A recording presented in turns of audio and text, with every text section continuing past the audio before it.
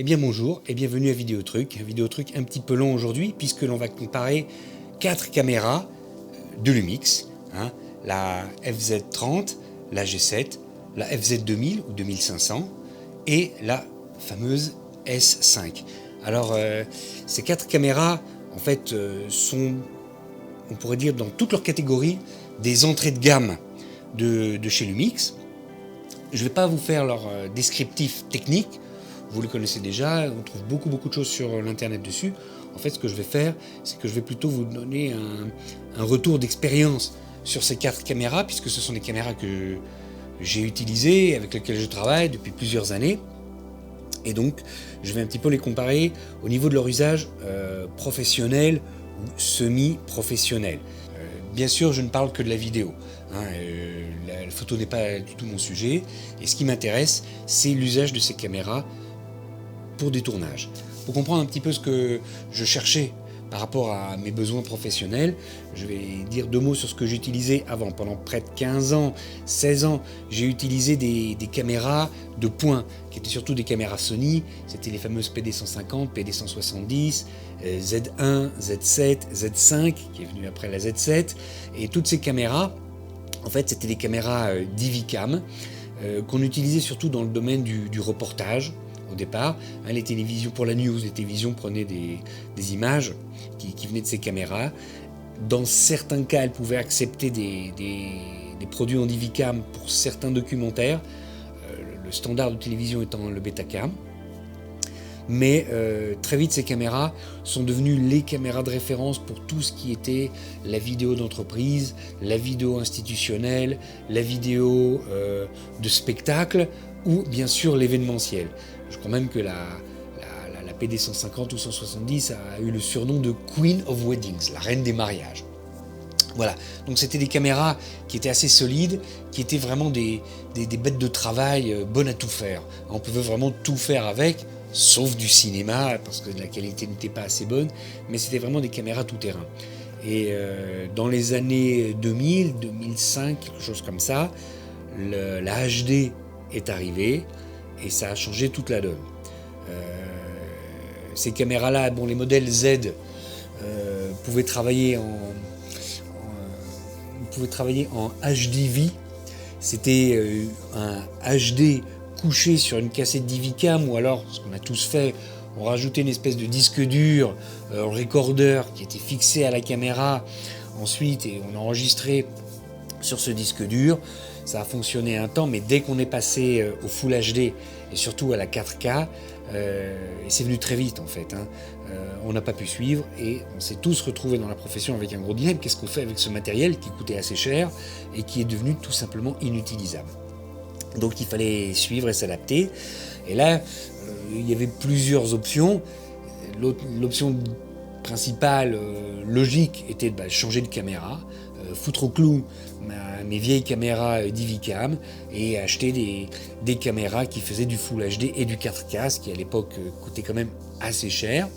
L'autre possibilité était de suivre la nouvelle mode qu'il y avait à l'époque, c'était non plus d'utiliser une caméra traditionnelle, mais un appareil photo numérique qui montrait d'emblée des capacités vidéo assez exceptionnelles, ou en tout cas des capacités vidéo qui dépassaient largement les qualités vidéo que l'on avait avec nos superbes caméras. Alors c'est ce que j'ai fait. Maintenant, où aller? Très vite, je me suis rendu compte que les appareils photo numériques, à cette époque-là, n'étaient pas du tout pensés pour la vidéo. C'est-à-dire que la capacité vidéo était assez exceptionnelle. Comme je l'ai dit, elle dépassait de loin la qualité vidéo que l'on avait avec nos grosses caméras, mais quant à l'usage, l'utilisation sur le terrain, c'était absolument pas pensé pour. La vidéo était vraiment un gadget qui était mis à la disposition des utilisateurs. C'est tout. Les premiers qui ont vraiment senti qu'il y avait un intérêt, un besoin, une niche dans le domaine, il faut le dire, c'était Panasonic. Et Panasonic, c'est-à-dire Lumix. Lumix, c'est l'alliance entre Panasonic et Leica, et qui très vite ont fait des appareils. Ils ont vu qu'ils ne pouvaient pas faire concurrence au Canon, au Nikon, tous ces appareils qui étaient vraiment bien implantés dans le monde de la photographie, et donc ils ont essayé de développer la niche de la vidéo. Moi, j'ai vu qu'un des appareils qui m'intéressait à l'époque, qui commençait à être ouvertement pensé vidéo, c'était à l'époque le GH3. Mais il coûtait très cher, et à l'époque aussi, il n'y avait pas encore dans la gamme Lumix beaucoup d'objectifs. Et en fait, les seuls objectifs qu'on pouvait utiliser à l'époque, c'était les Leica, qui coûtaient le même prix que l'appareil. Donc ça revenait assez cher. Et il se trouve que j'ai eu une opportunité pour avoir un Canon. C'était vraiment l'opposé. C'était un 650D. Alors le 650D, à l'époque, chez les Américains, on l'appelait le Rebel, le modèle Rebel T2. C'était vraiment l'entrée de gamme de la catégorie EOS chez Canon. Et il faisait des images vidéo de très bonne qualité, mais il n'y avait aucun réglage faisable, la qualité du son était déplorable, et même si je m'en suis servi pendant un certain temps pour apprendre la technologie, j'ai très vite compris que Canon, c'était pas fait pour moi, et c'était, en tout cas à l'époque, c'était pas du tout ce qui m'intéressait au niveau vidéo. Il n'y avait aucune possibilité de travailler sur la balance des blancs, c'était pas pensé vidéo, c'était pensé pour la photo, mais pas pour la vidéo. Donc je suis revenu vers Panasonic et Lumix. Et j'ai découvert à ce moment-là que dans la catégorie des appareils photo, en fait, on pouvait trouver deux catégories bien distinctes. Dans l'idée de tout le monde, quand on parle d'un appareil photo, on pense à un réflexe, c'est-à-dire un appareil photo sur lequel on va pouvoir changer l'objectif. Et effectivement, alors là, ça offre énormément de possibilités. Quand j'ai commencé à m'y mettre, j'avais un copain qui était photographe, qui m'avait justement encouragé à prendre ce Canon dont j'étais déçu, et qui me disait, en bon photographe qu'il est, ça n'a aucune importance l'appareil que tu utilises, parce que si tu mets un bon objectif, tu auras toujours une bonne image. Effectivement, en photo, on peut jouer sur la vitesse de prise de vue. Comme vous le savez, c'est pas le cas en vidéo. En vidéo, je vais filmer aux 50 images par seconde et je vais m'y tenir en permanence. Donc il faudra dès le départ un objectif qui ait des bonnes capacités d'ouverture, sinon je serai coincé. Et très vite, beaucoup d'appareils montrent leurs limites d'ailleurs à ce niveau-là. Dès que l'appareil n'est pas bon et qu'il n'a pas une bonne montée en ISO, vous allez vous retrouver coincé. Voilà. Maintenant, ce que je voudrais quand même dire, une petite parenthèse, malgré cela, je parle de différents appareils, je parle d'appareils d'entrée de gamme, malgré des prix différents. Je reviens une fois de plus dans ce que l'on dit à chaque fois. Ces appareils, ces caméras ne sont pas des caméras de cinéma, mais on peut tout faire avec, à condition de s'en donner les moyens.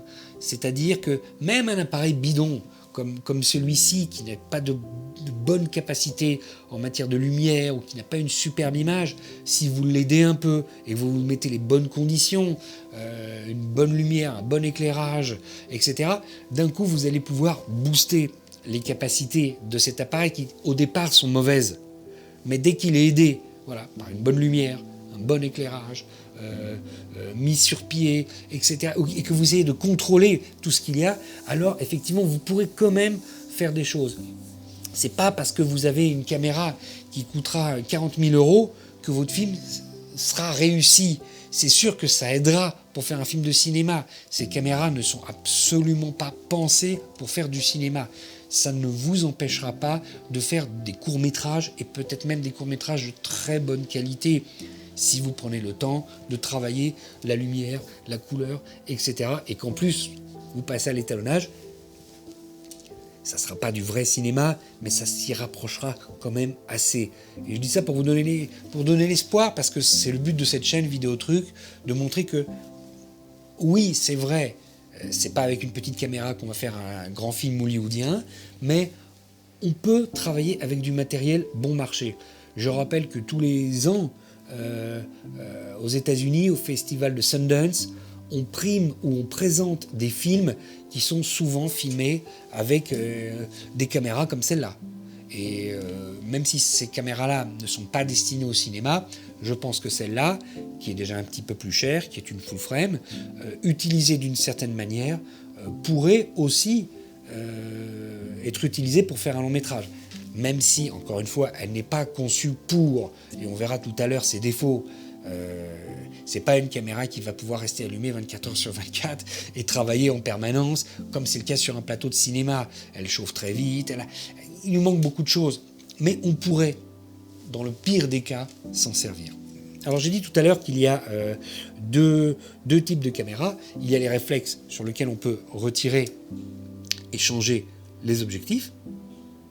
Mais il y a aussi, et ça c'est quelque chose qui m'intéresse beaucoup plus, des caméras bridge, qui sont peut-être moins spectaculaires, moins primées de la part des photographes professionnels, des caméramans professionnels. Mais en fait, les caméras bridge, comme la FZ300 que voici, et surtout la FZ2000 ou 2500, sont des caméras sur lesquelles vous ne pouvez pas changer l'objectif.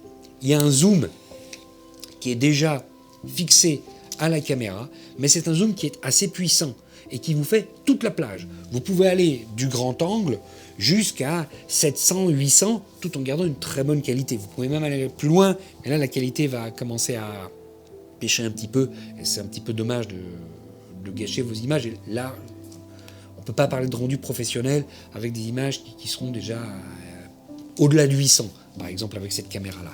Mais ces caméras-là, donc, un petit peu comme les caméras vidéo traditionnelles, les caméras handycam, peuvent vous permettre de jouer avec le zoom, de vous écarter, hein, ou de vous rapprocher depuis la caméra. Donc c'est à vous de faire votre choix. Alors je vais commencer avec la caméra la moins chère de cette collection, c'est la FZ300. Alors la FZ300, c'est une caméra qui est un bridge, exactement comme celle-ci. C'est un petit peu, on pourrait dire, le petit frère ou la petite sœur de celle-là. C'est une caméra qui est, aujourd'hui, on peut la trouver, je pense, aux alentours des 400 €. Quand moi je l'ai eu, c'était un petit peu plus cher. Et même si vous en trouvez d'occasion, ça serait même beaucoup moins cher. Alors cette caméra-là, c'est une caméra qui est un petit peu frustrante. Je le dis franchement. Je la considérais un petit peu comme un canif. C'est le canif des caméras, c'est le canif de Lumix. Un canif, un couteau suisse. Dans le petit couteau, tout est replié. Vous avez plein de lames qui sont très intéressantes, mais qui sont toutes petites. Alors vous avez une toute petite lame de couteau, vous avez une petite scie à pain qui est rikiki, vous avez une lime, vous avez même un ciseau qui est tout petit. C'est très bien, il y a de tout, c'est fantastique, vous pouvez partir faire du camping avec, il y a de tout. Le problème, c'est que c'est assez inutilisable. Et c'est dommage.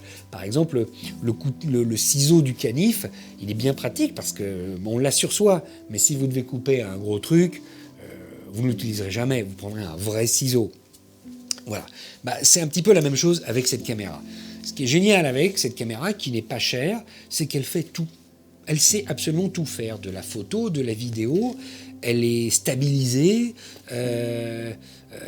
Sur le papier, elle est extrêmement alléchante. Elle a un objectif Leica, elle a une ouverture de 2.8 constante. On se dit, mais c'est le rêve. C'est une caméra formidable.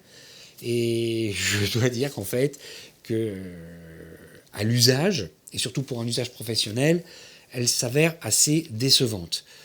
Si vous ne deviez acheter qu'une caméra, je vous déconseille de l'acheter comme caméra A, c'est-à-dire comme caméra principale. Cette caméra peut être intéressante, voire même très intéressante comme caméra B, parce qu'elle est justement pas chère, et donc comme caméra de secours, ou pour faire des plans de coupe, ou filmer un sujet de côté, vous pourrez éventuellement vous servir de cette caméra-là, compte tenu que ce n'est pas votre caméra principale, et que vous utiliserez un plan par-ci, un plan par-là, mais que vous n'allez pas faire l'essentiel de vos vidéos avec ces caméras, si c'est pour un usage professionnel. Si c'est pour un usage amateur, si c'est pour un usage pédagogique, pour apprendre à utiliser une caméra, ou même si c'est pour travailler sur un vlog, où là la qualité ne va pas être primordiale, hein, vous pouvez vous en servir. Et là c'est intéressant parce que, encore une fois, c'est une caméra que l'on trouve à moins de 400 €. Alors maintenant, ça c'est pour les qualités de cette caméra. Autre qualité, elle est relativement légère. Elle est assez solide. Hein. Il y a une partie qui est en fer, il y a une partie qui a l'air un petit peu plastoc, mais elle est assez solide. elle est très légère, très agréable à porter. C'est en ça que c'est une caméra qui est un peu décevante pour moi, c'est que vraiment c'est la caméra qu'on a envie d'emporter avec soi quand on part en balade ou quand on part filmer en randonnée. Eh bien, au lieu d'avoir une caméra qui soit lourde et qui, avec une fois qu'elle aura sa batterie et tout ça, va nous peser 3 kilos, hein, comme celle-là, on préfère avoir quelque chose qui pèsera moins d'1 kilo, hein, ou 1,5 kg. Ça sera beaucoup plus facile et beaucoup plus agréable à manier, surtout qu'elle a déjà son zoom intégré.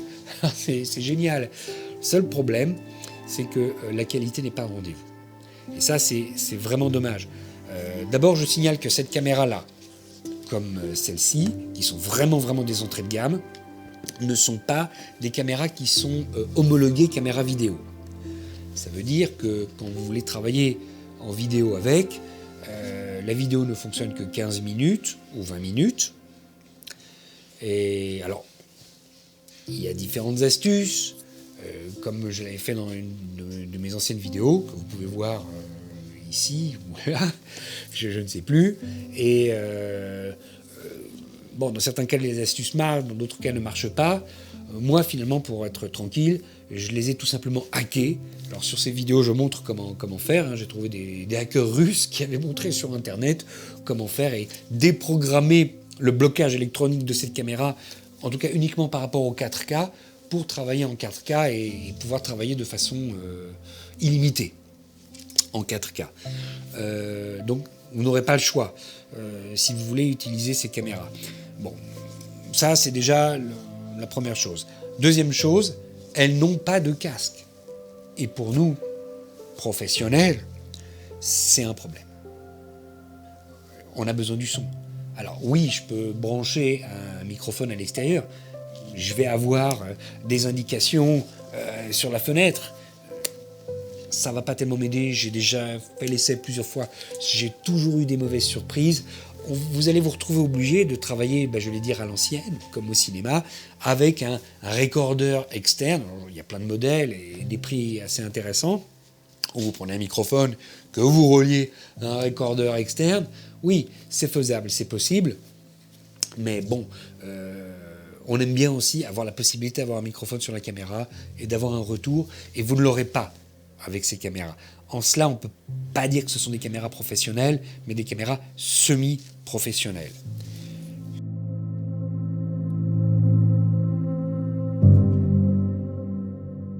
J'ai dit, je suis un peu déçu de la qualité de l'image. Bien qu'elle ait un objectif Leica, bien qu'elle ait une ouverture à 2.8 constante, le rêve. Vous savez quoi? Heureusement qu'elle a cette ouverture constante, parce que la montée en ISO de cette caméra est très faible. Si vous filmez en lumière de jour, vous êtes tranquille. Si vous devez filmer en lumière de soir, vous risquez d'avoir du grain. Et quand je dis lumière du soir, ça veut dire aller filmer dans une salle, aller filmer un gala, aller filmer un mariage, aller filmer dans un restaurant. Vous risquez d'avoir de sacrés problèmes. Votre image, très vite, va devenir neigeuse ou granuleuse. Dans un cadre professionnel, vous ne pourrez jamais donner une image pareille à un client. Sauf si c'est dans une salle où il y a énormément de lumière. Mais vous savez bien, dans les restaurants, surtout pour les mariages, des fois on aime bien faire une lumière un petit peu tamisée, hein, ou quelque chose d'un petit peu intimiste. Et là, vous allez vous retrouver coincé avec cette caméra-là. Et donc, gros problème avec. Autre problème, le 4K, comme j'ai dit. Le 4K, sur ces deux caméras-là, est croppé.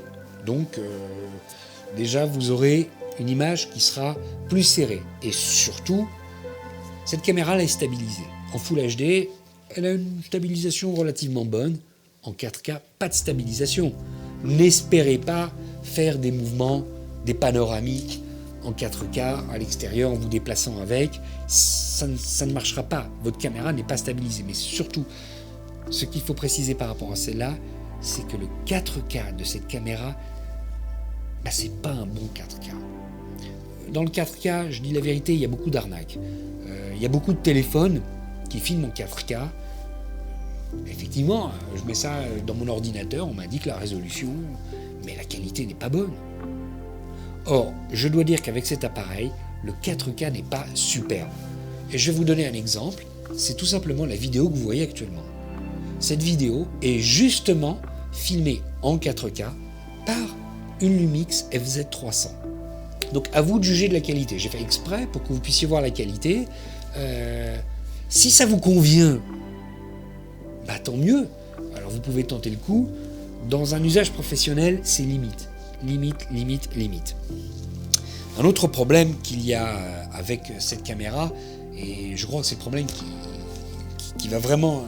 Enfin pour moi ça a été vraiment le problème essentiel avec cette caméra, et qui fait que ça a été pendant un certain temps une caméra de secours, mais comme on dit, je priais pour ne pas avoir à m'en servir, c'est que oui, elle a un zoom intégré. Mais contrairement à cette caméra-là, le zoom en question n'est pas usuel en vidéo. Je m'explique. Vous ne pouvez pas zoomer pendant la vidéo. Le zoom qu'il y a avec, eh bien, ça va être par à coup. Vous ne pouvez pas programmer la vitesse. Vous ne pouvez pas le faire lent ou à vitesse moyenne, comme c'est le cas sur toutes les caméras vidéo. Où vous avez un bouton, même là-dessus c'est encore mieux, là-dessus vous avez un bouton, mais vous avez également une possibilité manuelle, une bague qui vous permet de jouer avec le zoom. Ici, non, il n'y a pas de vitesse programmable. Je suis allé sur les forums, j'ai écrit à Lumix France, à Lumix USA, ils m'ont tous répondu qu'il n'y a rien à faire avec ce modèle-là. Il y a une vitesse standard et c'est la seule vitesse. Et la vitesse, c'est une vitesse coup de poing. Comme ça. Ou comme ça. Bon, ça veut dire qu'en tournage, vous ne pouvez pas utiliser le zoom. Vous utilisez le zoom pour positionner, définir l'échelle que vous voulez, et vous restez fixe. Ça veut dire que vous ne pouvez pas envisager d'aller filmer un concert avec. Vous allez devoir vous rapprocher, faire un zoom sur un chanteur, par exemple, ou sur un acteur de théâtre, le voir en gros plan ou en plan rapproché, zoom arrière, et on le voit cette fois plan d'ensemble sur la scène. Vous serez coincé avec une caméra comme cela. Donc c'est une caméra qui a beaucoup de capacité sur le papier, mais qui sur le terrain s'avère assez limitée. Alors, bon, comme je l'ai dit, je ne suis pas là pour casser ce modèle. C'est un modèle qui trouve quand même son intérêt. Le paradoxe, c'est que j'en ai 3. Comment expliquer une chose pareille? Alors je vous raconte l'histoire, mais vous allez comprendre comment est-ce qu'on peut utiliser cette caméra. J'ai eu un client qui m'a passé en commande de lui faire 1 an de plateau télévision dans son institution. Il fallait que toutes les semaines, on puisse faire un plateau avec au minimum 3 caméras pour filmer mon client qui recevait différents intervenants et qui les interviewait sur son plateau. Et ensuite, c'était pour sa communication interne, ou sa chaîne YouTube, etc. Et son budget ne lui permettait pas de faire venir pendant 1 an, toutes les semaines, 3 ou 4 caméramans avec des caméras sur pied, etc. Ça lui revenait beaucoup trop cher. Donc on est allé dans une autre option qui était plus simple, qui était d'acheter des caméras. Maintenant, quelle caméra? Pour mon client, il voulait trouver ce qu'il y avait de moins cher. Ce qui va être plus simple, juste pour faire ses plans de plateau, et puis c'est tout. La qualité pour lui n'était pas primordiale. Ce qu'il voulait, c'était qu'on le voie lui, qu'on voie son invité, qu'on voie l'interaction entre lui et ses invités, et que ça réponde aux besoins de son entreprise. On a essayé différents modèles, et en fait on a trouvé cette caméra-là, qui était donc pas chère. Et comme je l'ai dit, en intérieur, elle n'est pas terrible si vous n'avez pas beaucoup de lumière. Mais une fois que vous la mettez sur pied et que vous laquez, on l'a hacké pour pouvoir tourner en 4K et tourner indéfiniment, sans qu'elle s'arrête toutes les 15 minutes, première chose. Ensuite, le son, c'était pas ces caméras qui prenaient le son, ils avaient tous des micros qui étaient reliés à un contrôle, et là, on enregistrait tout sur un recordeur. Donc, on n'avait pas besoin du son de ces caméras-là.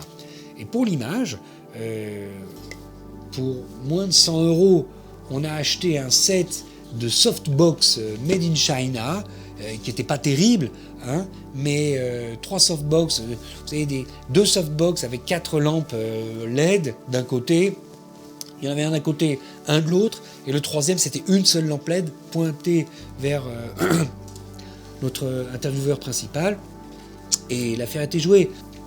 Alors bien sûr, c'est pas une lumière de qualité, c'est certainement pas une lumière de cinéma, on est bien d'accord, c'est une lumière qui est vraiment à plat, comme ça nous rappelle un peu la lumière des plateaux télé des années 80-90.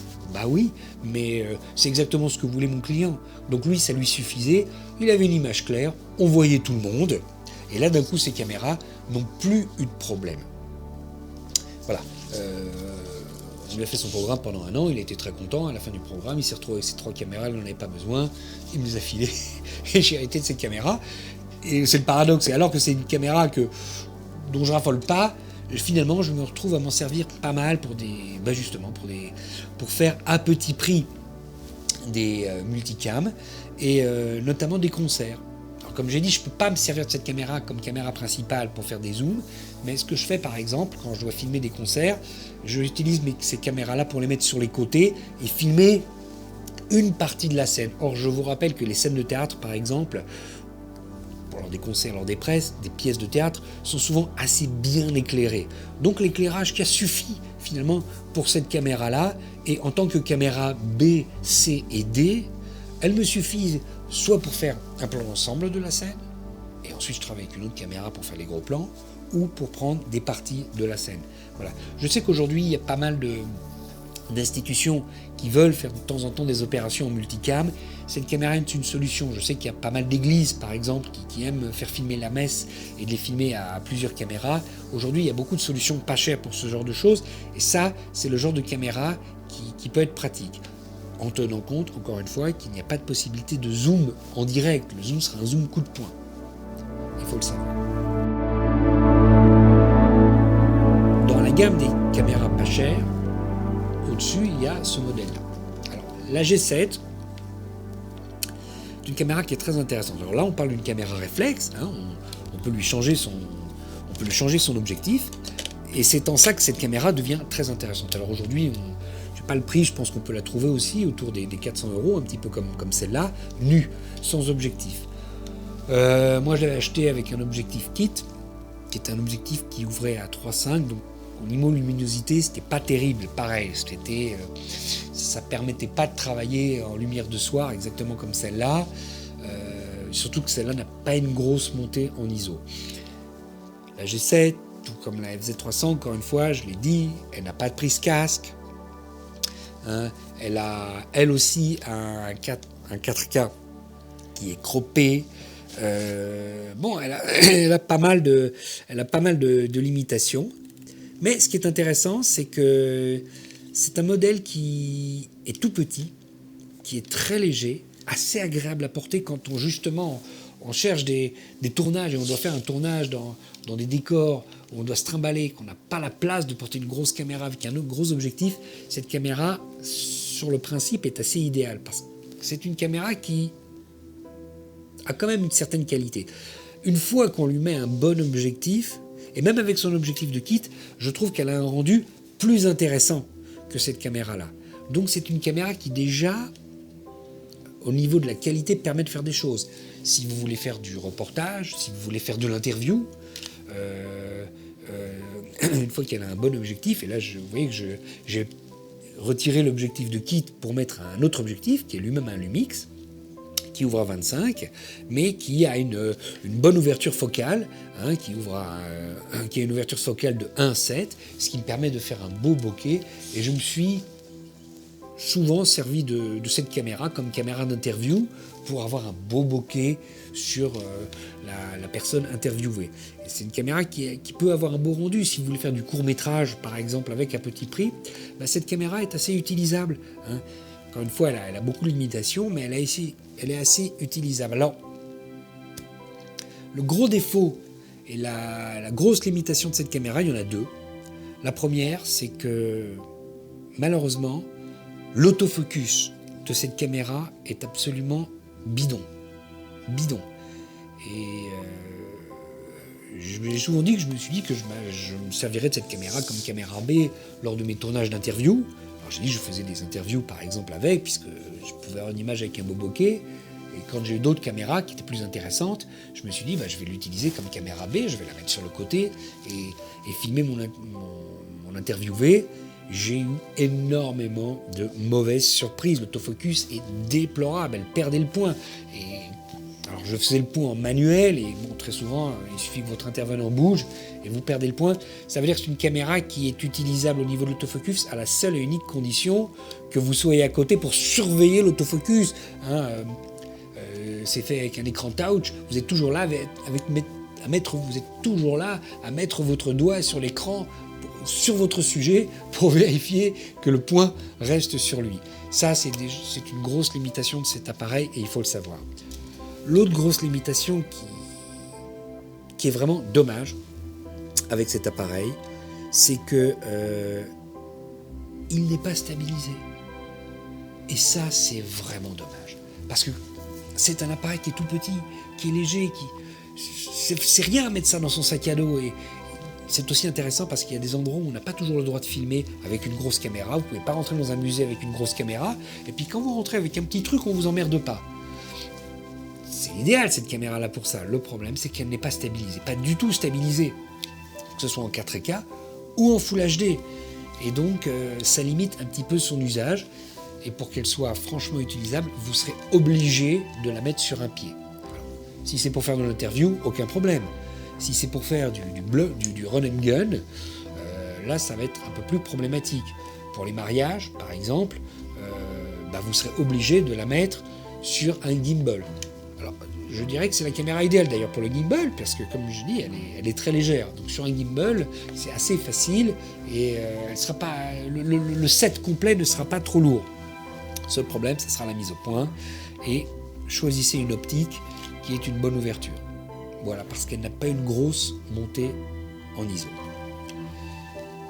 Une des choses intéressantes avec cette caméra, quand Lumix l'a créée, c'est un modèle qui est sorti entre le GH4 et le GH5. On l'a considéré pendant longtemps comme un mini GH5. Dans la publicité qu'on faisait pour cette caméra, on disait que c'était la technologie du GH4 avec quelques éléments, surtout en photo, quelques gadgets photo du GH5. Alors oui, c'est vrai, sauf que elle n'a pas une grosse montée en ISO. Et il faut le savoir. Voilà pour les deux caméras entrée de gamme. Maintenant, il y a deux autres caméras qui sont un petit peu plus chères, mais qui sont déjà un petit peu plus intéressantes pour nous au niveau professionnel. Alors, je voudrais d'abord parler de celle-là, la FZ2000 en Europe ou FZ2500 sur le continent américain. Alors, cette caméra-là, je dois dire, c'est une caméra que j'ai utilisée pendant près de 5 ans et j'en ai été ravi. Franchement, malgré ses défauts, et elle en a, et je vais en parler, et ses limites et ses limitations, c'est une caméra qui m'a apporté énormément de satisfaction. D'abord, je vous le dis franchement, c'est une caméra vidéo déguisée, habillée dans un corps d'appareil photo. Apparemment, c'est un appareil photo, mais dans sa conception, c'est une caméra vidéo. Regardez. D'abord, elle a un zoom, comme les caméras vidéo, qui va du grand angle jusqu'à 800, un zoom optique qui va jusqu'à 400, 500 de façon optique, avec amélioration électronique, elle peut pousser jusqu'à 800, en restant de très bonne qualité. Ce n'est qu'après les 800 déjà que la qualité baisse, mais ça vous suffira largement pour filmer un spectacle. Il a une ouverture à 2.8 qui n'est pas constante, mais il se débrouille pas mal. Il se débrouille pas mal pour faire de la scène. Pendant 5 ans, j'ai fait énormément de scènes, mais aussi des conférences où des fois vous êtes à l'université ou dans un amphithéâtre, vous êtes très très loin du sujet et vous allez filmer votre sujet qui est sur une scène et qui est très loin. Aucun problème avec cette caméra, elle réagit très très bien. C'est vraiment une très bonne caméra pour faire de tout ce qui est de l'ordre de la scène. Maintenant, quand je dis caméra vidéo, pourquoi ? Regardez, déjà sur le côté, elle a 3 filtres ND. Comme dans les caméras vidéo professionnelles, des filtres ND intégrés. Vous pouvez jouer avec, vous sortez à l'extérieur, vous mettez le filtre, vous rentrez tout de suite et vous êtes là en train de courir, hop, vous retirez le filtre, vous le remettez, c'est fait et c'est vraiment pensé vidéo. Comme pour une caméra vidéo professionnelle, contrairement à celle-là, la carte SD est sur le côté, donc quand la caméra est sur pied, très souvent on n'y a pas accès. Là, vous pouvez avoir accès à votre carte, changer la carte facilement. Alors, il n'y a qu'une prise de carte, une seule carte, contrairement aux caméras professionnelles qui en ont deux. Hein, et comme celle-là, où on peut filmer sur une carte puis l'autre, ou sur deux cartes en même temps pour avoir un backup. Avec ça, c'est pas possible. C'est vrai. Vous n'avez qu'une seule et unique carte. Bien sûr, comme toutes les caméras Lumix, son écran se retourne. Un écran de bonne qualité, une image et un objectif de bonne qualité, bien meilleur que cet objectif-là. Les couleurs sont beaucoup plus intéressantes. Au niveau du zoom, j'ai dit un zoom qui est réglable au niveau de la vitesse, mais vous pouvez également le faire manuellement et jouer manuellement avec le zoom, comme avec un appareil réflexe. C'est une caméra qui est vraiment très très agréable à utiliser. Maintenant, c'est aussi une caméra qui, comme les caméras vidéo et les caméras de pointe dont je parlais au début, est une caméra qui peut tout faire, absolument tout faire. Elle filme donc en Full HD, elle filme en 4K, elle a différents formats de tournage, vous pouvez filmer en MP4, en MOV et dans d'autres formats encore plus poussés. Vous pouvez également la relier à un recorder Atomos, Ninja par exemple, et enregistrer dans d'autres formats encore supérieurs. Ce qui fait qu'avec cette caméra, qui n'est pas une caméra professionnelle, mais qui est une caméra semi-professionnelle, vous pouvez tout faire. Vous pouvez faire de l'événementiel, vous pouvez faire du spectacle, vous pouvez faire de la vidéo institutionnelle, vous pouvez faire de la vidéo d'entreprise, vous pouvez faire du documentaire, et j'ai fait pendant 5 ans des documentaires pour la télévision avec cette caméra-là. Vous pouvez faire du spot, vous pouvez faire du clip, vous pouvez faire du court-métrage avec, si vous choisissez un format d'enregistrement élevé, par exemple. Elle vous offre pas mal de possibilités de réglage et vous prenez le temps de vous en servir comme il faut. Elle peut faire beaucoup de choses. Pourquoi ce n'est pas une caméra professionnelle ? Parce que malgré toutes ces qualités, elle a aussi un certain nombre de défauts et de limitations. J'ai donné un exemple tout à l'heure, quand j'ai dit qu'elle n'a qu'une seule prise, une seule carte SD qu'on peut mettre. Il n'y a pas la possibilité de faire un backup, il n'y a pas la possibilité de faire un suivi de disque. Première chose. Autre chose qui est premier défaut de cette caméra, qui est aussi sa qualité. Vous voyez, une fois qu'elle est ouverte, c'est sa taille et son poids. Contrairement à celle-ci ou à celles-là qui sont très légères, celle-là, elle pèse quand même ses 3 kilos. Et quand elle est fermée, elle est comme ça. Quand elle est ouverte, on est assez déséquilibré. Alors, d'un côté, le côté positif, c'est qu'avec son gros pare-soleil, ça a de la gueule. Et quand vous ouvrez tout, vous allez sur un tournage, vous rajoutez un micro, vous rajoutez une lampe, vous rajoutez tout, ça commence à devenir très gros, très impressionnant, ça en jette, les clients adorent ça. L'autre côté, c'est que effectivement, vous n'allez pas rentrer dans un musée avec, il y a certains endroits où vous n'allez pas rentrer, et même si vous voulez filmer dans la rue à Paris, dans les 10 minutes, vous verrez une pervenche ou un gardien de la paix arriver et vous demander votre autorisation de tournage. Et vous donnez un PV si vous ne l'avez pas.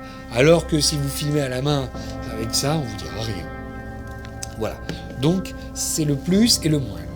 Par contre, comme vous le savez, une caméra, quand elle est lourde, elle a une certaine stabilité, mais celle-ci est mal équilibrée. Et là où ça devient un inconvénient, c'est si vous voulez utiliser un gimbal. J'en ai essayé plusieurs. Avec cette caméra-là, les gimbals n'aiment pas trop ce modèle-là. J'ai pu faire des travaux en gimbal. Au bout d'un quart d'heure, maximum, ça lâche.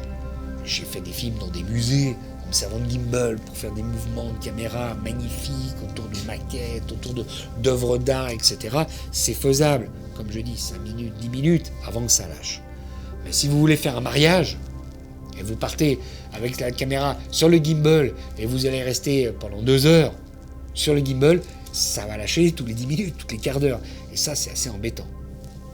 Voilà, ça, c'est le premier problème. Le deuxième problème avec cette caméra-là, c'est le 4K.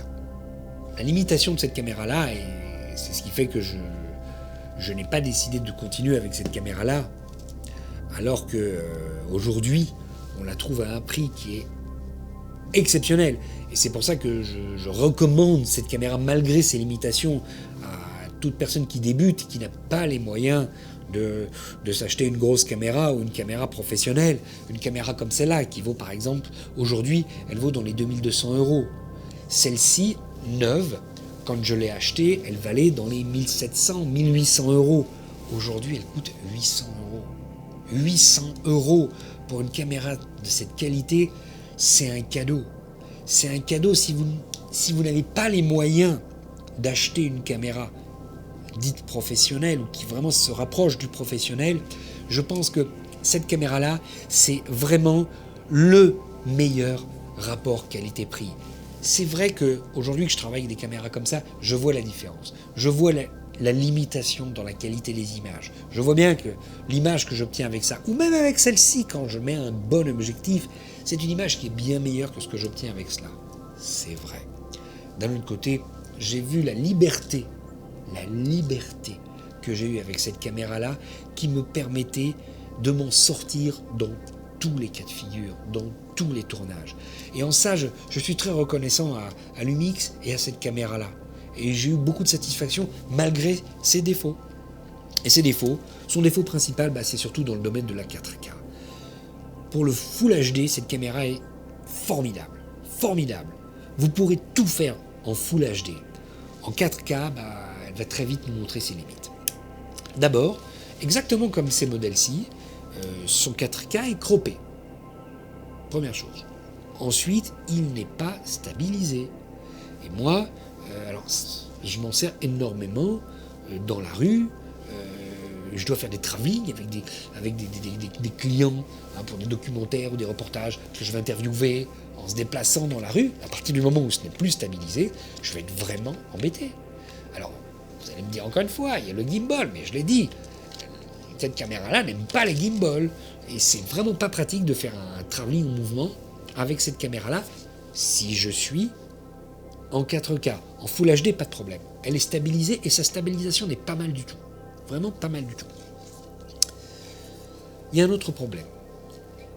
En 4K, il y a le 25 ou 30p et il y a le 60 ou 50p.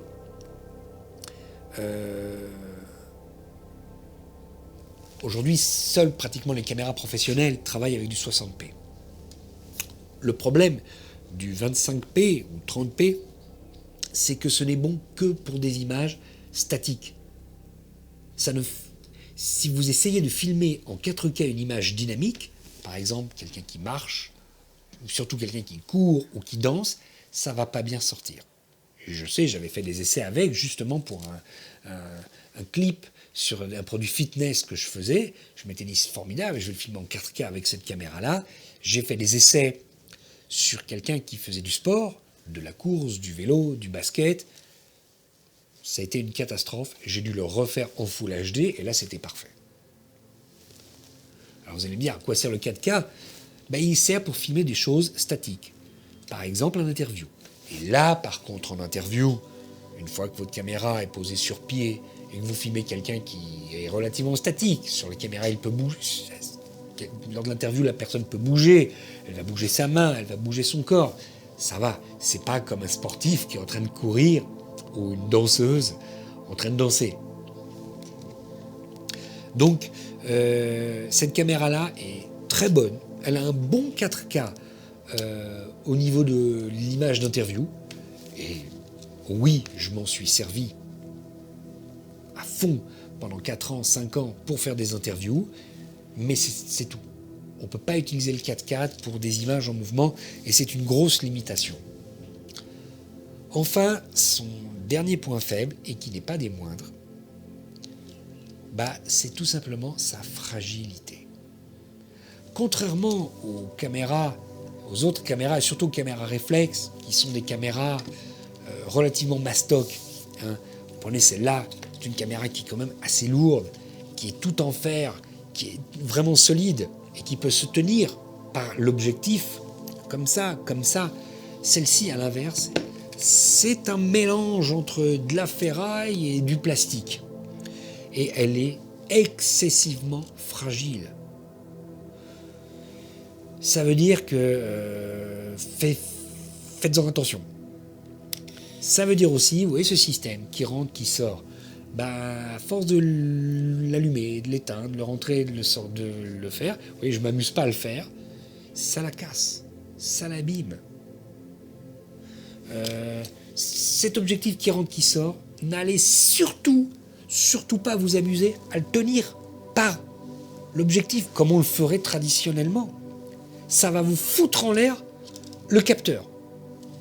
En ce qui me concerne, 10 mois après l'avoir acheté, en plein tournage, la caméra s'arrêtait brusquement. Elle s'arrêtait. Je l'allumais, je filmais 5 minutes, 10 minutes. Dès que je touchais au zoom ou à la bague de mise au point, boum, elle s'arrêtait. Au bout de 10 mois, c'est pas grave, j'ai 3 ans de garantie. Je l'amène chez le réparateur Panasonic pour qu'il me l'arrange. Très bien. 300 €. Comment ça, 300 €? J'ai 3 ans de garantie. Je l'ai acheté il n'y a même pas 10 mois. 300 € parce que le capteur a été abîmé et la réparation, le travail, la main-d'œuvre sera gratuite, mais le capteur, on l'a fait venir du Japon et on l'a installé. 300 €. Je peux vous dire que les 300 €, 10 mois après avoir acheté cette caméra, que j'avais payé à l'époque déjà 1700, 1800 €, j'ai eu du mal à les digérer. D'autant plus qu'après qu'il me l'ait changé, il me restait 3 mois de garantie, le zoom a bien fonctionné pendant 3 mois, et puis au bout de 3 mois, il a commencé à fonctionner un petit peu avec des à-coups. Ça se règle facilement avec, sur l'ordinateur, un petit coup de stabilisation avec le logiciel de montage, et les à-coups disparaissent. Mais quand même, une caméra que je me retrouve à avoir payé près de 2000 €, j'ai envie qu'elle marche bien. Et aujourd'hui, 5 ans après l'avoir acheté et l'avoir beaucoup utilisé, c'est vrai, je l'ai vraiment rentabilisé. Mais après l'avoir beaucoup utilisé, elle commence à faire des siennes. Je vois le zoom qui marche de moins en moins bien. Je vois des fois la bague de zoom qui ne marche plus bien aussi. Je vois le clapet pour sortir les batteries qui a tendance à se bloquer. Le ressort qui ne marche plus très bien pour sortir les batteries, alors merci.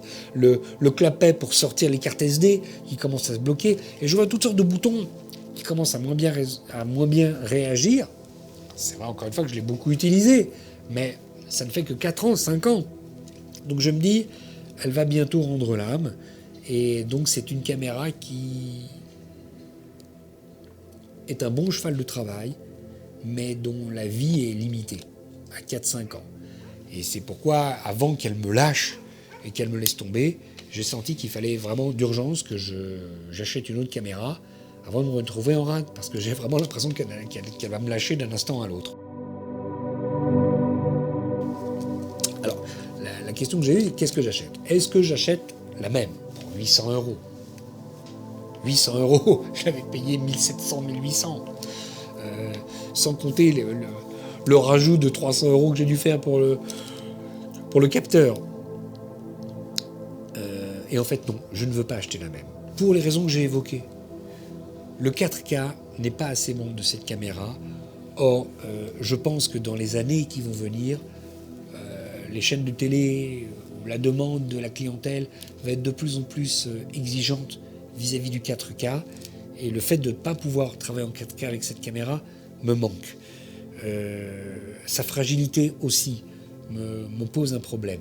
Et puis je dis la vérité, si je change, je veux passer à autre chose. Alors je me suis demandé un temps si j'allais pas revenir aux caméras classiques, les caméras de poing, les vraies caméras vidéo qui ont un bon zoom, qui fait tout. Aujourd'hui, on en trouve des caméras qui sont assez intéressantes sur toutes les marques.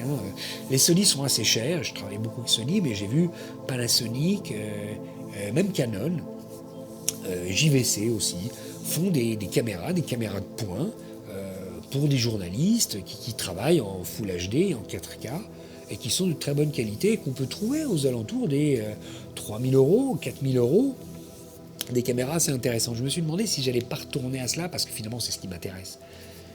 Mais quand j'ai vu le poids de ces caméras, une fois qu'on leur met leur batterie et tout ce qui va avec, le micro, etc., j'étais un petit peu découragé parce que c'est des caméras à 4000 €, mais aussi à 4 kilos, 5 kilos.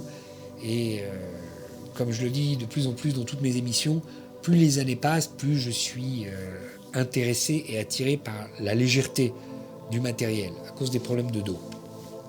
C'est ce qui me plaisait avec cette caméra-là qui malheureusement n'est pas assez performante mais qui est très légère. Donc je me suis demandé si j'allais pas aller vers un GH5.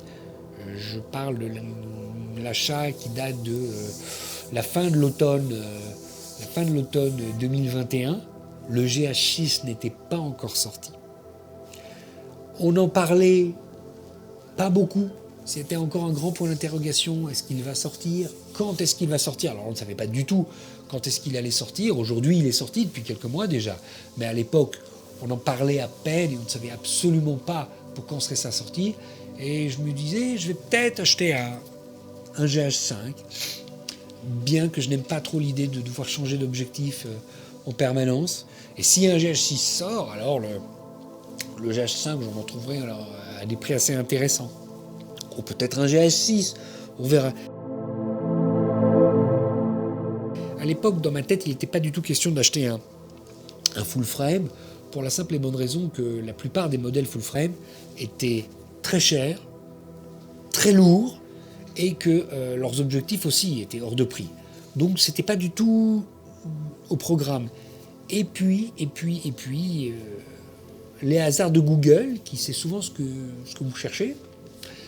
Google me balance une vidéo faite par un photographe qui s'appelle Eric Gibault, que je ne connais pas, et je ne suivais pas du tout sa chaîne, puisque c'est surtout essentiellement consacré à la photographie. Mais il sort une vidéo consacrée au Lumix S5, et il l'intitule le Lumix S5, l'appareil full frame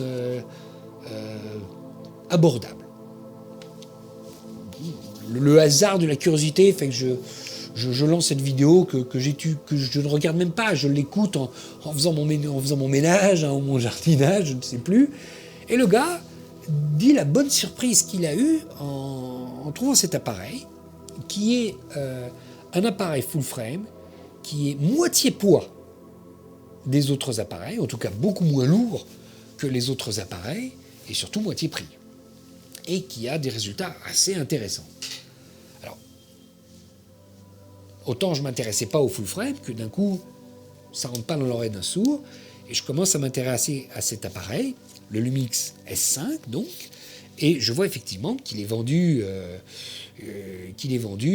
dans sa version kit, avec le corps plus l'objectif Lumix 20-60, qui est un objectif bas de gamme de Lumix, mais il est vendu pour aux alentours de 2200 €.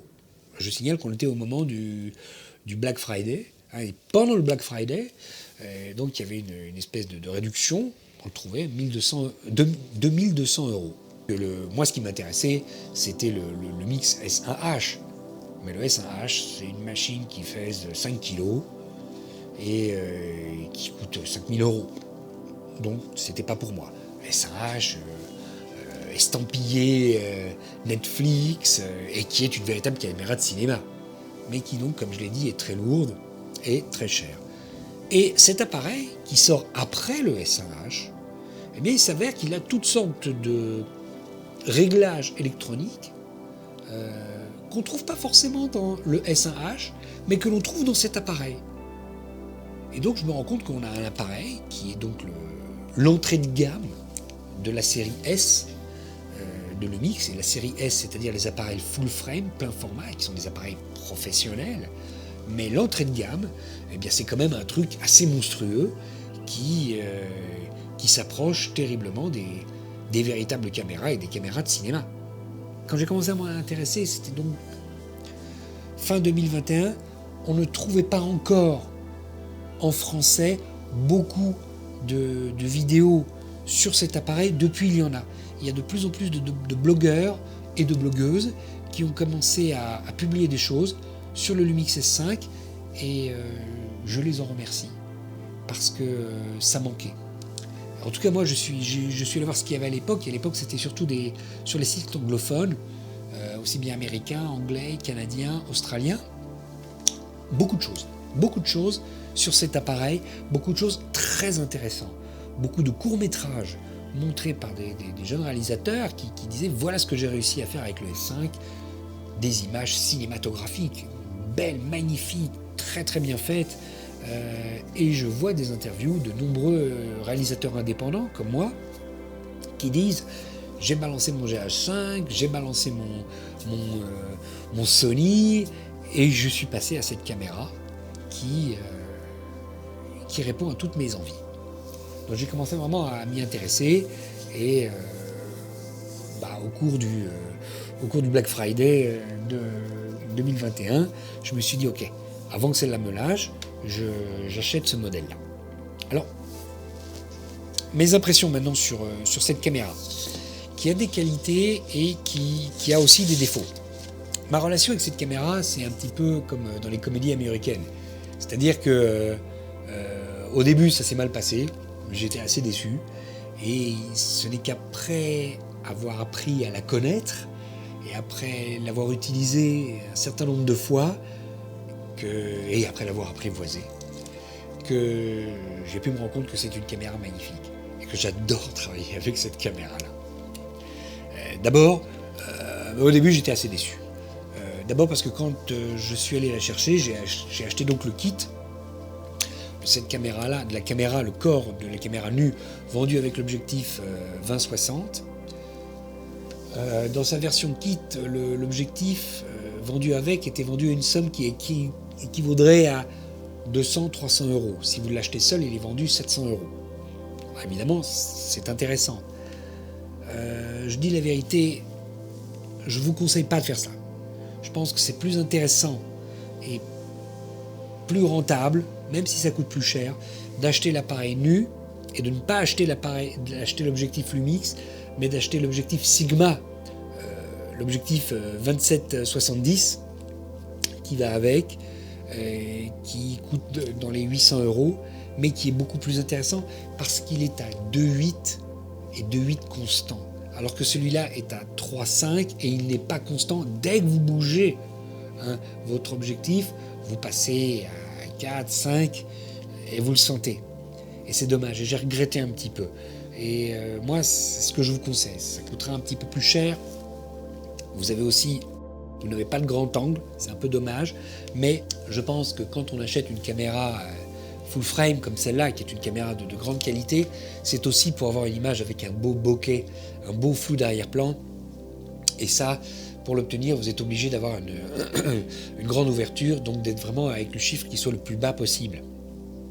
Et entre un objectif qui ouvre à 3,5 et qui ne reste pas à 3,5, qui va passer à 4, 5, et un autre qui reste à 2,8, vaut mieux rester à celui qui a 2,8, où vraiment vous pourrez apprécier la qualité du bokeh de cette caméra, qui est une très bonne caméra.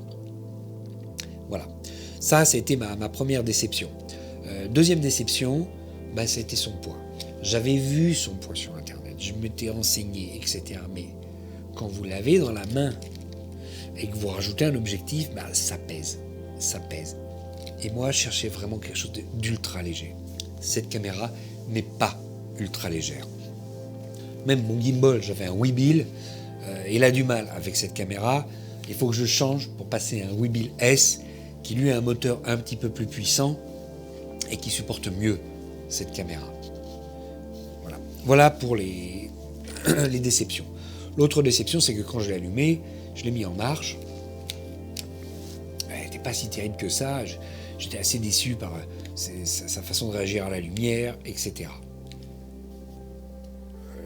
Résultat, le jour où je l'ai acheté, j'étais tellement déçu que je l'ai remis dans sa boîte. Je suis allé me coucher et je peux vous dire que j'ai passé une assez mauvaise nuit parce que j'ai trouvé que l'ardoise était un petit peu assez élevée.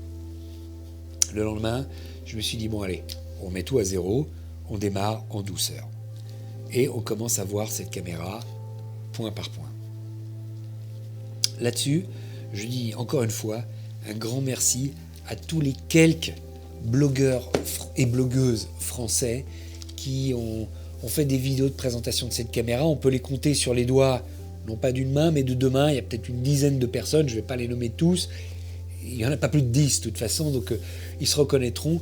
Je leur dis à tous et à toutes un grand merci pour toutes ces vidéos que vous avez faites sur cette caméra qui m'ont aidé à faire mes premiers pas avec cette caméra et avec le monde du full frame que je ne connaissais pas du tout.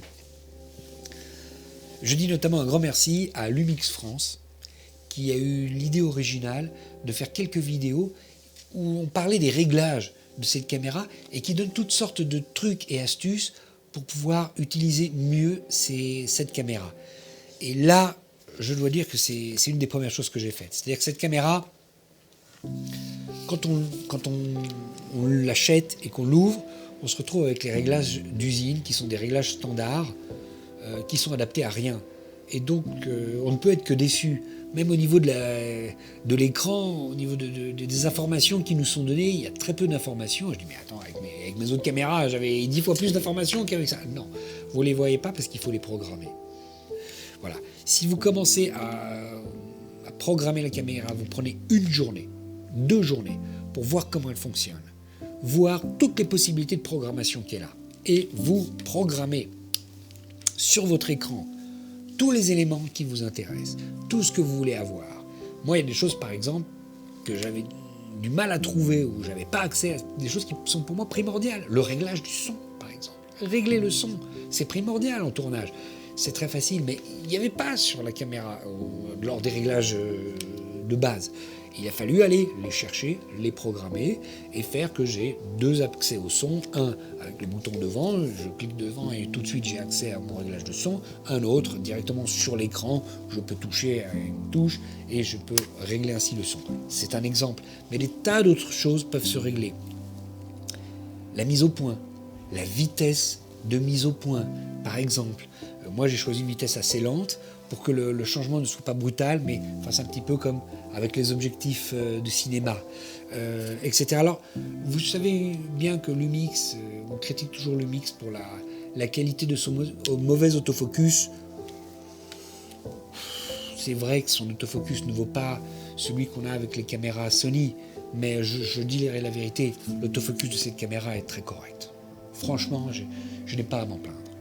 Et bon, ça va. Un autre point, quand j'ai commencé à m'en servir, je me suis rendu compte qu'elle a un stabilisateur interne qui est tout simplement magnifique. C'est pas un gimbal, ça remplacera jamais un gimbal, mais son stabilisateur est magnifique. Et moi j'ai tendance à beaucoup utiliser les caméras avec des monopodes. Tenues d'une certaine manière, il y a une certaine stabilisation. Eh bien, la stabilisation interne de cette caméra, liée à mon monopode que je laisse suspendu comme ça, me donne une excellente stabilisation. Ça vaut pas un gimbal, mais ça se rapproche assez et ça m'évite de me trimballer avec ça et je m'en sors pratiquement dans toutes les situations. Voilà. Et ça a été une des bonnes surprises de cette caméra. Sans compter la qualité de l'image. Une fois que vous avez fait vos réglages, une fois que vous avez réglé les capacités d'ouverture de votre ISO, qui ne va pas s'ouvrir comme vous le voulez automatiquement, vous vous rendez compte qu'il a un ISO qui vraiment, contrairement à toutes les caméras qui sont là, mais également contrairement à la GH5 et à la GH6 qui est arrivée après, vous avez un ISO, une montée en ISO qui est assez exceptionnelle. Assez exceptionnelle. J'ai filmé des images de nuit sans avoir de grain avec cet objectif qui n'est pas terrible. Hein. Alors par contre, je dois dire que l'autre déception que j'ai eue, c'est que j'ai voulu faire de la scène. C'est pas une caméra qui est faite pour faire de la scène. En tout cas, à cet objectif-là, je ne pouvais pas faire de scène. Vraiment, j'étais très déçu. Il va falloir que je m'achète un zoom sérieux ou un objectif qui est beaucoup plus puissant au niveau du rapprochement. En tout cas, malgré cela, elle est quand même assez polyvalente. Parce qu'une des choses que j'ai appris avec la chaîne Lumix, et qui est assez fantastique, c'est que vous pouvez jouer dans vos réglages avec cette caméra et passer de full frame à APS-C, ce qui vous resserre quasiment l'image, ce qui vous croppe l'image et vous double l'équivalent de votre distance focale. Par exemple, vous êtes à 20, passez en APS-C, vous vous retrouvez presque à 40. Ça veut dire qu'en fait, mon 20-60 peut devenir en fait un 40-120. Ce qui est déjà assez intéressant. Si j'avais un objectif qui resserrait un peu plus, ça deviendrait même encore plus serré et plus intéressant. Mais malgré cela, c'est pas assez pour filmer un concert ou une conférence. J'ai été assez déçu à ce niveau-là. Mais ça, c'est une histoire d'objectif, encore une fois. Dans tous les cas, la qualité de l'image que j'ai, même avec cet objectif, qui est un objectif bas de gamme, d'entrée de gamme, est absolument magnifique. L'autre chose qui m'a plu avec cette caméra, c'est que ces trois caméras ont un point commun, et une chose intéressante, c'est qu'elles utilisent les mêmes batteries. Et pour moi, c'était intéressant de partir en tournage avec des caméras qui utilisaient les mêmes batteries. C'est une batterie qui, sur ces caméras-là, dure plus ou moins 1h30. C'est important parce que sur le Canon que j'avais avant, la batterie durait 1h05, 1h10 quand elle était neuve, et les batteries de rechange, qui sont souvent des batteries made in China, duraient 45 minutes. Là, on a une batterie qui dure 1h30, 1h35. C'est génial. Alors là, c'est pas la même batterie, c'est un autre modèle, mais c'est une batterie que j'ai testée et qui dure 2h30. 2h30, la même batterie, 2h30 en tournage. En tournage interne en Full HD. Je n'ai pas essayé en 4K, mais en tournage en Full HD, 2h30 de tournage sans avoir besoin de changer la batterie. Ça, c'est fantastique. L'autre point que j'ai énormément apprécié avec cette caméra, c'est que il y a, pour la charger, une prise Type-C, comme pour charger votre téléphone. Ça veut dire qu'aujourd'hui, dans mon package ou dans mon gilet de tournage, je peux mettre un simple powerbank qu'on utilise pour les téléphones. Je le relie à ma caméra et c'est parti. Je peux laisser défiler pendant des heures. J'ai fait un test, j'ai laissé tourner, filmer pendant 6 heures. Au bout de 6 heures, c'était pas fini, j'en ai eu marre, j'ai éteint. 6 heures de tournage en reliant tout simplement à un vulgaire powerbank. Et ça change tout. Et ça va changer toutes les possibilités de travail. Justement, je parlais de concerts, je parlais de spectacles, je parlais de conférences. Bon, si j'ai un objectif adapté, ça c'est un autre problème. Mais en tout cas, donc, une caméra qui a, au niveau de sa durée, est très agréable. Et elle offre énormément de possibilités. Maintenant, cette caméra-là, au niveau du 4K, contrairement à celui-là, eh bien, je dois dire que son 4K, même son 4K 25p, 30p, est mieux pour le statique, mais peut supporter un petit dynamique. Des mouvements dynamiques légers. Pas de la danse, comme vous pouvez le voir sur les images que j'ai testées ici. Alors ça, j'ai fait un test intégral. Vous voyez, j'ai testé les images en lumière de soir et en mouvement. Vous pouvez juger de la qualité. Mais en lumière de jour, des mouvements assez simples, cette caméra les supporte en 25p.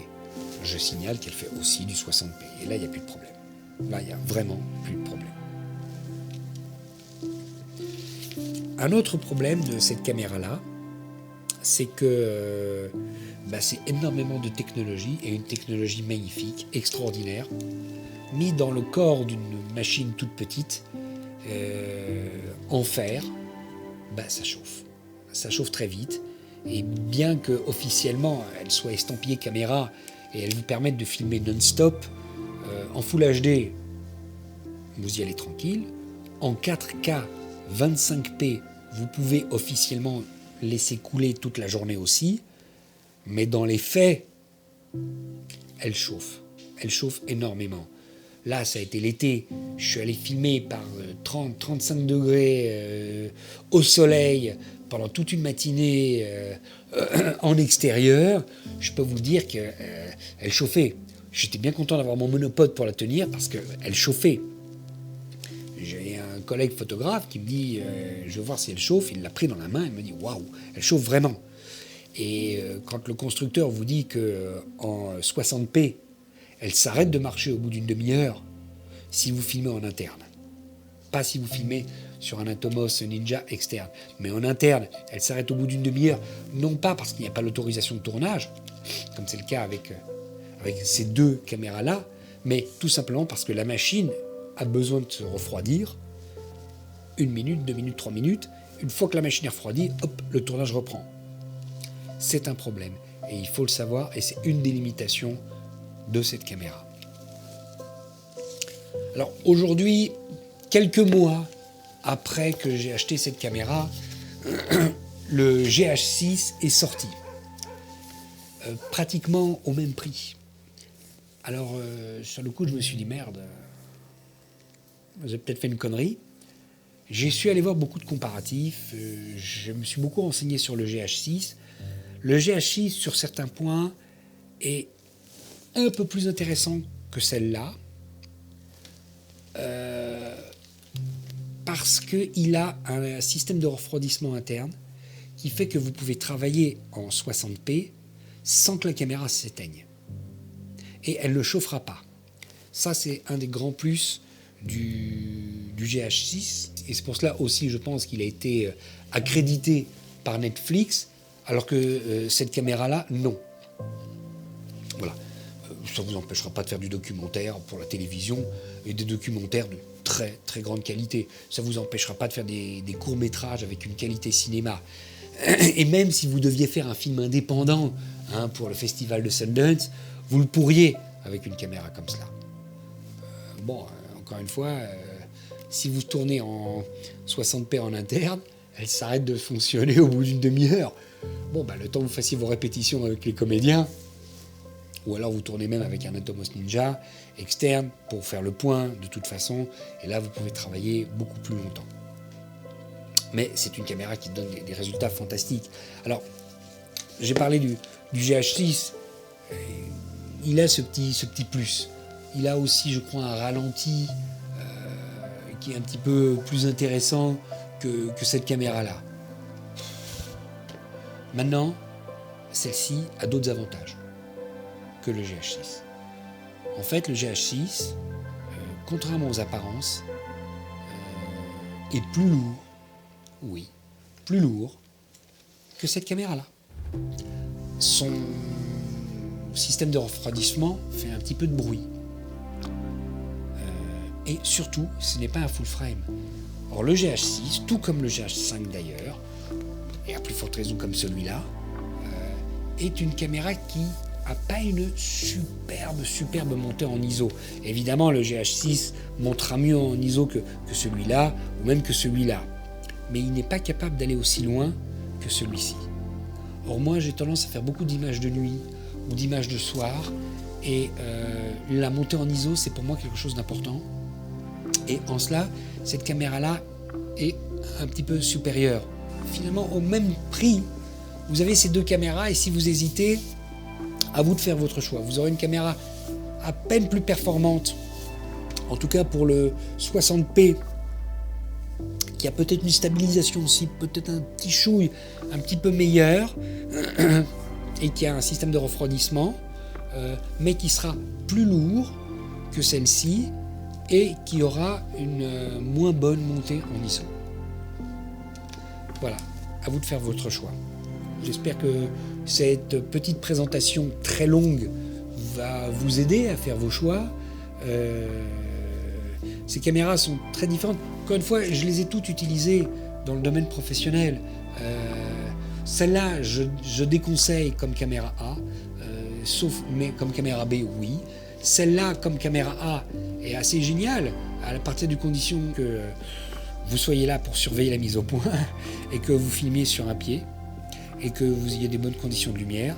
Celle-ci est assez géniale, mais même si son image aura une qualité limitée, pas aussi bonne que ce que vous aurez avec une caméra réflexe sur laquelle vous pouvez changer les objectifs, mais c'est vraiment la bête de travail qui peut tout faire, mais qui va trouver tout de suite ses limites dès qu'on veut travailler en 4K, et qui est très fragile, mais qui, je pense, de toutes les caméras ici présentes, est le meilleur rapport qualité-prix.